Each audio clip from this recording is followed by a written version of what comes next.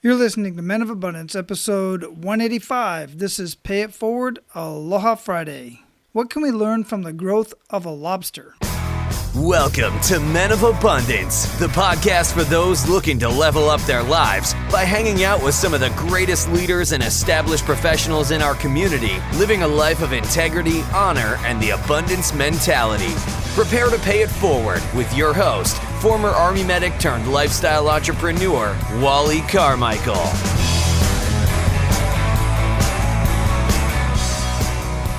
Aloha, Men of Abundance. I am Wally Carmichael, your founder and host of the Men of Abundance podcast, the Pay It Forward community. Today is Pay It Forward Aloha Friday, and we are talking about the growth of a lobster.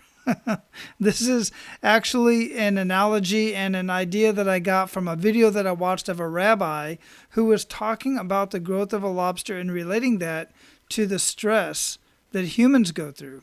And I'm going to put my own little twist on it as well. But just in case you haven't seen the video and you want to reference what I'm talking about, I will share the video of the rabbi talking about this. It's only a 1-minute video of him talking about how a lobster grows and his take on the subject. But the process that a lobster endures to grow is a great analogy for why feeling stress and the pain of adversity allows us men to grow as well. You see, a lobster is a soft animal that lives inside of a hard shell, and that shell does not expand.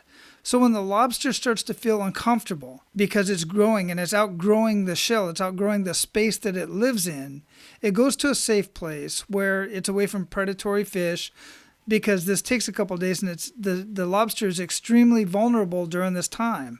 So it goes to a safe place and it sheds its shell, and this evidently takes a couple of days for it to complete the process. And the lobster must do this several times throughout its life in order to stay alive and grow. If the lobster does not shed its shell, it won't grow, and therefore it will suffocate and die. So as the rabbi points out, the stimulus for the lobster to shed the shell and to grow, it has to feel uncomfortable. It feels the discomfort. And if the lobster didn't feel that discomfort, it wouldn't know that it was being suffocated. And therefore, the lobster would not grow. In fact, it would die. And if the lobster did like humans do and take medication to not feel the emotional and physical discomfort, it would die. Now, I'm not saying that a lobster feels emotional discomfort. Maybe it does. I don't know. But this is where I'm going to put my own little spin on this whole analogy. This very thing is killing many men and women. Now, many of them aren't physically dead yet, but they are walking dead and certainly not growing because they are not feeling and living through the discomfort that is so important for them to grow more resilient to the adversity of life.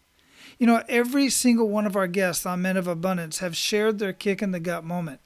They have shared the pain and discomfort. They have all also shared how they lived through that adversity, and more importantly, they have grown as a result of enduring the pain and discomfort. So the message here today is, do not hide from emotional pain.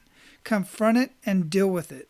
As you know, I feel you should talk about it with your spouse. You should talk about the pain that you're feeling, the emotional pain. Yes, even talk about your feelings. You should talk about this with your spouse, or at least a few men who you know and trust will, at the very least, listen to what you have to say. And if you would like to chat or talk with a few men, I suggest you start connecting with a few guys over at the Men of Abundance community. At the very least, get in your church or other mastermind groups with real men who will have your back. Guys, this is extremely important on so many levels. You know, I was active duty military. My grandfather committed suicide, military.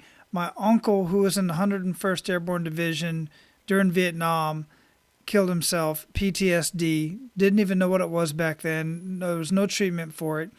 And many of my friends throughout my life have committed suicide. So I take mental health issues very seriously. But I also know, being in the medical field as long as I have, that many people are way over medicated because it's the easy way out. And there is a place for medication, but there is way too much just simply being handed out, and too many people are trying to hide from their physical and emotional pain. And I don't want to get into the whole Second Amendment and gun debate, but I do want to point out that many of these young men, and even the guy in Vegas that had recently shot up a lot of people, whether it's school, outside of school, whatever the case may be.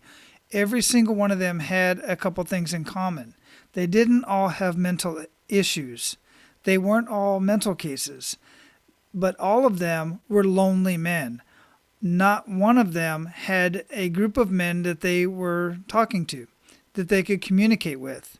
It's extremely important not only for you to get into a group of men and have conversations and have these hard conversations with your loved ones, with your spouse, with your siblings, but also to bring in other men that you see need to be in a group. All men need to be in other groups of men and have these conversations. Look for these guys. Pay attention in your community. Pay attention at work, wherever it is that you frequent. Watch the other people around you. Pull those people in. Don't sit back and talk about them. Don't sit back and point and laugh or just say, that guy's weird and I'm going to leave him alone. No. Figure out what's going on in his head. Listen to what he has to say. At least be that man, that only man that may have pulled him aside and said, hey, come on, let's go play a game of basketball. Let's sit down and have some coffee. Do whatever. Play chess. But bring them in. This is what we need in our society is more men that are willing to bring other men alongside them, lead, train, and mentor them, be a friend to them, and at least sit down and have a conversation with them and listen to what they have to say. It will make a world of difference. All right, guys, go out there and live your life of abundance and make sure to pay